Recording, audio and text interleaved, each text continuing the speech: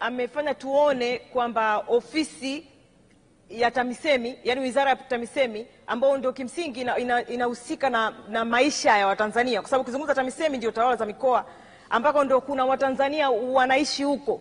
Kwa hiyo kitendo cha kwamba amewaweka watu ambao nafikiri anawaamini zaidi katika kazi kwenye wizara hii kinaonesha ni kwa namna gani Mheshimiwa Rais anawajali wa Tanzania. Ndio maana amewapa watu wanaowaamini sana wizara hii ili wafanye kazi, na kweli wanafanya kazi, na amekuwa akisema hivyo mwenyewe hadharani mara kadhaa. Lakini Mheshimiwa Naibu Spika, naomba pia nimpongeze mkuu wangu wa mkoa, mama yetu Mheshimiwa Halima Dendego. Anafanya kazi nzuri, yule mama ni mtu wa kazi kweli kweli. Yaani unaona namna ambavyo anajitoa. Yani Mheshimiwa Dendego anaweza akakupa kazi na akakufuatilia huko, yani ukakutana naye huko sehemu alokutuma kazi. Kwa hiyo nimpongeze sana, lakini pia nimpongeze sana Mheshimiwa DC wetu wa wilaya Ikungi pamoja na dasi pamoja na watu wanaomsaidia. Kuna mkurugenzi wa zamani Justice Kijazi ameondoka juzi, lakini kuna mkurugenzi mpya amekuja, Mheshimiwa Kastori Msigala, ambaye na wao wako wanafanya kazi pale. Lakini baraza la madiwani pamoja na madiwani wakata zote za wilaya Ikungi, wilaya ambayo mimi natoka, niwapongeze pia sana, wanafanya kazi nzuri. Lakini kwa upekee sana nimpongeza mwenyekiti wa Chama cha Mapinduzi wa wilaya Ikungi, Mheshimiwa Mika Kapakapa. Na namtaja huyu kwa upekee. Unajua kuna wakati mwingine, kwanza nchi yetu ikumbuke inatekelezwa ilani ya Chama cha Mapinduzi, na wakati mwingine kuna watu wanafanya kazi na waonekani. Yule mzee anakimbia, yani anakimbizana na watu wa serikali kuhakikisha kwamba ilani inatekelezwa. Na naomba hili jambo lieleweke kwa umakini wake, kwa namna hivyo ilivyo. Najua na kuna maeneo mengine wanafanya kazi, na inawezekana shukrani hizi pia na pongezi hizi ziende kwao. Kwa hiyo lakini niwapongeze madiwani pamoja na mwenyekiti wa halmashauri ambao na wao wanafanya kazi kubwa pia kwenye upande wao.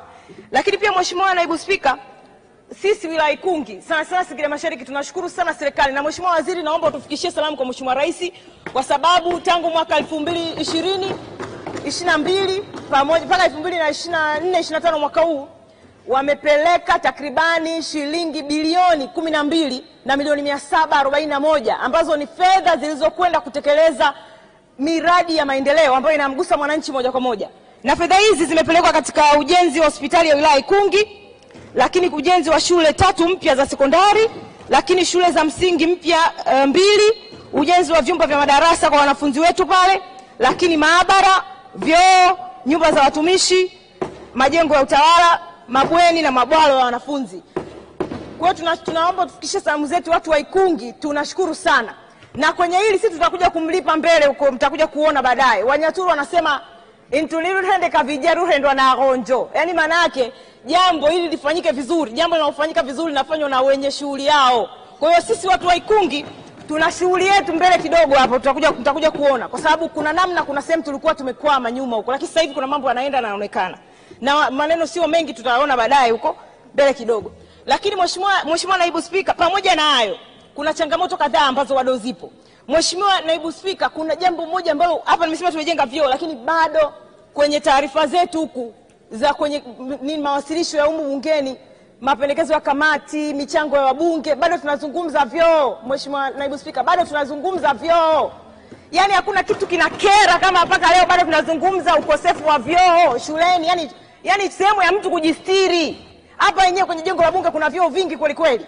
Sasa Mheshimiwa Naibu Spika, natamani serikali ije na mwarobaini wa kudumu wa kutatua tatizo la upatikanaji wa matundu wa vyoo shuleni kulingana na mgawanyiko, kwa sababu ndio maana tunazungumza kupanga bajeti kwa mrengo wa kijinsia, kuangalia mahitaji, kwa sababu huwezi kuweka vyoo sawa sawa kulingana na watoto wa kike na watoto wa kiume. Sasa hata hivyo tu ambapo ni vya muhimu vichache havipo, havitoshi bado.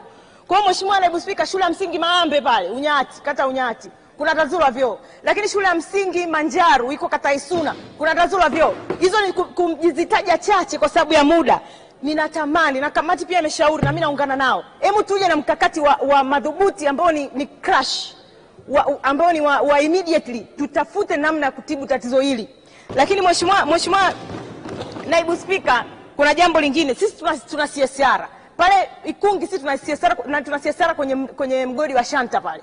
Lakini fedha zinazotengwa zipelekwa kwa kupitia CSR kwa ajili ya kutekeleza miradi ya maendeleo haziendi. Yaani unakuta ya mwaka uliopita imekutana na ya mwaka huu. Sasa nyingine, kwa mfano Mangonyi pale kuna shule ya sekondari itakiwa ijengwe kwa ajili ya kutatua tatizo la wanafunzi kutembea umbali karibu kilomita 30 kwenda kufuata shule. Wanakaa kwenye mageto, watoto wanapata ujauzito. Sasa baraza la madiwani limepanga, limeona kwamba tupeleke hiyo shule, lakini pesa hazijatoka, hajatekelezwa sasa. Sasa Mheshimiwa Mwenyekiti, na Mheshimiwa Naibu Spika, nikuombe sana. Hebu serikali ipitie upya muongozo wa utoaji wa CSR ili miradi ambayo iko kwenye upande wa TAMISEMI. Sasa hii ni cross cutting. Najua CSR haihudumii TAMISEMI peke yake. Hebu mpitie upya CSR. Ndugu zangu, Watanzania wanategemea madini yao na rasilimali walizonazo. Sasa sisi watu wa pale tuna jembe na nyundo pale, hatuwezi kwenda kuchimba wenyewe madini. Tumeweka mwekezaji. Sisi ndio wenye hiyo rasilimali, ndio tunaishi kwenye hilo eneo.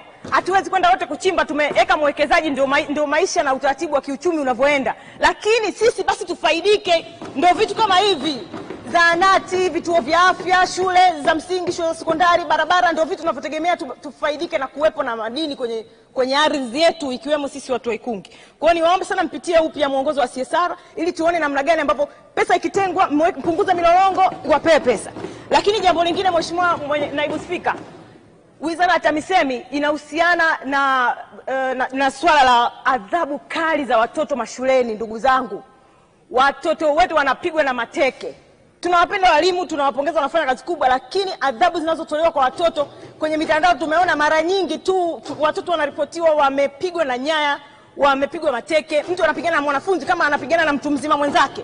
Niombe, kwa sababu tunatekeleza muongozo wa adhabu shuleni kwa muongozo ule wa mwaka 2002. Hebu wizara uiteni huo muongozo, pitieni upya. Kuna namna nyingi, mimi pia ni mwalimu, kuna namna nyingi za kumwadabisha mwanafunzi badala ya kumwadhibu mpaka unafanyia ukatili wa kijinsia sasa.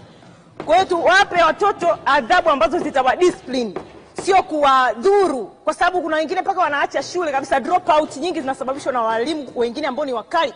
Kuna wengine mpaka walikuwa wanapewa majina ambao unajua kabisa akitajwa huyo shule ipo huko shule. Kwa hiyo Mheshimiwa Naibu Spika, jambo lingine la kumalizia, kuna jambo la school feeding program. Ndugu zangu, hapa yenyewe bungeni tulipo hapo nje kuna kantini. Hapa watoto tumekula, labda ambaye amefunga na program nyingine. Watoto wetu wanakaa shuleni hawali, hakuna utaratibu mzuri wa watoto kupata chakula shuleni. Hivi ni kuombe Mheshimiwa Waziri, kama ambavyo wanasema wewe mtu kazi, ni kuombe hebu katika mambo ambayo utayapanga kuyatatua ili jambo ambalo linahusiana na watoto kula shuleni, shirikiana na Mheshimiwa Bashe kwenye kilimo. Hivi kwani tumeshindwa kulima? Watoto walime? Mbona zamani shule zile kubwa Iliboru, Weruweru, shule zile kubwa zile, watoto walikuwa wanalima. Yaani shule ina kodi tractor, wanalima, watoto wanakuja kupalilia wenyewe. Na tuna SIDO. Hebu SIDO zitusaidie kutuinform, yani inform matatizo yetu. Ni pamoja na haya, tutengeneze vifaa SIDO ambavyo vitasaidia upatikanaji wa chakula shuleni, ikiwemo kulima na kumwagilia. Hebu tumalize hili jambo. Watoto, yani ni kitu cha ajabu sana, watoto wanashinda na njaa, ndio maana hata ufaulu unashuka kwa sababu hiyo. Sasa niwakaribishe wote pia Singida Mei Mosi. Mheshimiwa Naibu Spika, karibuni sana Singida Mei Mosi, tunawasubiri pale, kutakuwa kuna mambo yote mazuri. Karibuni sana. Asante Mheshimiwa Naibu Spika.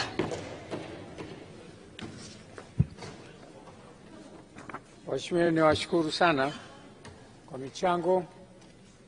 Wachangiaji wetu wote wamemalizika,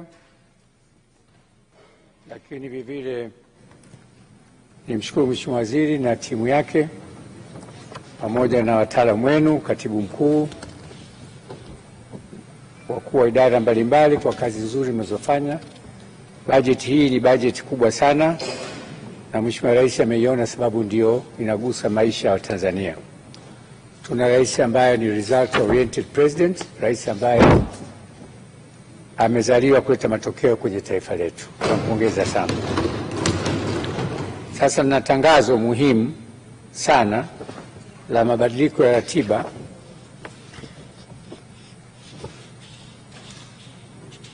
sio ratiba, sisema kuchukua fomu hii nyingine. Katibu wa Bunge anaomba kuwatangazia waheshimiwa wabunge kuwa yamefanyika marekebisho madogo ya ratiba ya mkutano wa 19 wa Bunge unaoendelea. Sasa Wizara ya Mawasiliano na Teknolojia ya Habari itawasilisha bajeti yake tarehe 16 Mei 2025 na Wizara ya Ulinzi na Jeshi la Kujenga Taifa itawasilisha bajeti yake tarehe 20 Mei 2025.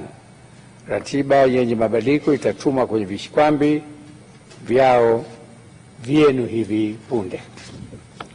Baada ya maneno hayo, naahirisha shughuli za Bunge mpaka tarehe 22 mwezi wa 4 saa 3 asubuhi.